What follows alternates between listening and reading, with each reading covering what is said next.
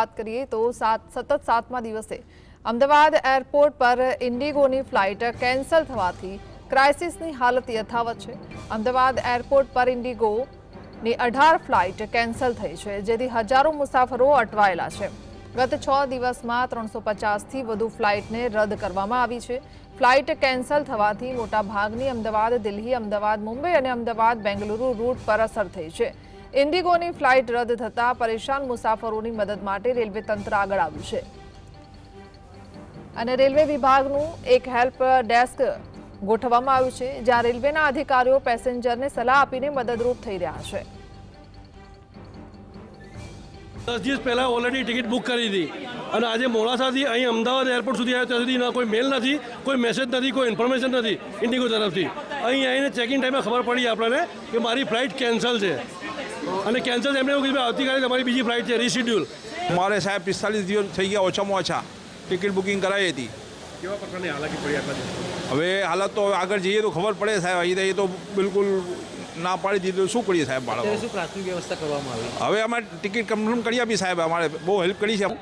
અમદાવાદથી હૈદરાબાદ ફ્લાઇટ મળી રહી હતી, પણ હૈદરાબાદથી ત્રિવેન્દ્રમ જે કનેક્ટિવિટી હતી તે નથી મળતી, એટલે આજે 8 તારીખની મને એક્સચેન્જ આપી છે અમદાવાદ હૈદરાબાદ અને હૈદરાબાદ ત્રિવેન્દ્રમ। હવે આજે અમદાવાદ હૈદરાબાદ કેન્સલ છે। હૈદરાબાદ અમદાવાદ હોય કે ગુજરાત હોય, કોઈપણ એરપોર્ટ ઉપર ઇન્ડિગોના નામની લોકો જે છે તે બૂમો પાડી રહ્યા હતા। છેલ્લા 14 દિવસથી અમદાવાદમાં ઇન્ડિગોનું જે ફ્લાઇટનું જે રીશેડ્યુલ હોય છે તેને લઈ તમામ લોકો જે છે તે ખૂબ જ મૂંઝવણમાં મુકાયા હતા અને લોકો હાયકારો જે છે તે કરી રહ્યા હતા। અમદાવાદમાં એરપોર્ટ ખાતે ઇન્ડિગોની ફ્લાઇટ કેન્સલેશનનો સિલસિલો જે છે તે યથાવત જોવા મળી રહ્યો છે। અમદાવાદમાં વહેલી સવારથી એટલે કે 8 ડિસેમ્બરના રોજ 18 જેટલી ફ્લાઇટો જે છે તે કેન્સલ થઈ હતી, જેના કારણે હજારો મુસાફરો જે છે તે અટવાયેલા જોવા મળી રહ્યા છે। હાલ અમદાવાદ એરપોર્ટ ખાતે તમામ પ્રકારની વ્યવસ્થા કરી દેવામાં આવી છે। ખાસ કરીને રેલવે વિભાગ જે છે તે પણ તેમની વહારે આવ્યું છે અને એરપોર્ટની બહાર જ તેઓએ હેલ્પ ડેસ્ક જે છે તે બનાવવામાં આવી છે। સાથેમાં જ કેટલાક મુસાફરો જે છે તે પોતાનો સામાન જે છે તે અહીંયા ભૂલી ગયા હોય અથવા તો સામાન ન મળ્યો હોય તેના માટે થઈને પણ તમામ પ્રકારની વ્યવસ્થા જે છે તે કરી દેવામાં આવી છે। આપણે રેલવેના અધિકારી છે તેમની સાથે જ વાત કરવાનો પ્રયત્ન કરીશું કે શું કહી રહ્યા છે અને કયા પ્રકારની મુશ્કેલી જે છે તે પડી રહી છે। સર, શું કહેશો, કયા પ્રકારની વ્યવસ્થા કરવામાં આવી છે?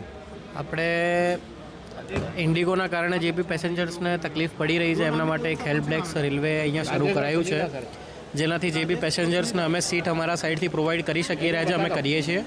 ઘણા પેસેન્જર્સને અમે કરી બી છે સહાયતા, ઘણી ઇન્ક્વાયરીઝ આવી છે જેના અમે સારા આન્સર્સ બી આપ્યા છે, જેથી એ લોકો સેટિસ્ફાઈડ રીતે પહોંચી શક્યા છે એમના ડેસ્ટિનેશન પર। અત્યારે આ પેસેન્જર્સ છે જે ગોવા જવાના હતા, જેમની ફ્લાઇટ કેન્સલ થઈ ગઈ હતી, અમારી પાસે સીટ અવેલેબલ હતી તો અમે એમને બુક કરી આપી છે। જેમના સારા પેસેન્જર્સના રિસ્પોન્સ છે તો અમને બહુ જ ખુશી થાય છે કે એમને જે પ્રોબ્લેમ્સ ફેસ થવામાં આવી રહી છે તો અમે એક સહાયતાપૂર્વક અમે કામ કરી શકીએ। કહીએ કે રેલવે હંમેશા કોઈ બી ક્રાઇસિસ પડ્યા છે ક્યારે બી દેશમાં તો સહાયતાપૂર્વક આગળ આવી છે અને આ ટાઈમે બી અમે પેસેન્જરના સાથે ઊભા રહ્યા છીએ, જે અમારો પહેલેથી મોટિવ હતો કે એમના સારી રીતે સેફટીપૂર્વક અમે એમના ડેસ્ટિનેશને પહોંચાડીએ। સૌથી મહત્ત્વની વાત છે કે જે લોકો મુસાફરી કરી રહ્યા છે તેમને તકલીફ ન પડે તેનું ધ્યાન રાખવામાં આવી રહ્યું છે। સરજી, क्या नाम है आपका और आप कहाँ जा रहे थे? सर, मेरा नाम रमेश भाई है। हम गोवा जा रहे थे, फ्लाइट कैंसिल हुई तो उसकी वजह से सर ने हमको साथ से कर दिया, टिकट कंफर्म करके दे दी। कितने टाइम पहले आपने फ्लाइट की टिकट बुक की थी और इंडिगो वाले क्या कह रहे हैं आपको? 1 महीना पहले सर थी हमारी एक टिकट बुकिंग कर दी। वो लोग क्या कह रहे हैं अभी? बस अभी फ्लाइट कैंसिल हो गया था, इधर ले ली हमने ट्रेन की। બિલકુલ મહત્ત્વની વાત છે કે જે ફ્લાઇટની ટિકિટો જે છે તે કેન્સલ થઈ હતી, પરંતુ રેલવે વિભાગ વારે આવ્યું છે અને રેલવે વિભાગ દ્વારા તમામ પ્રકારની કામગીરી જે છે તે કરવામાં આવી રહી છે।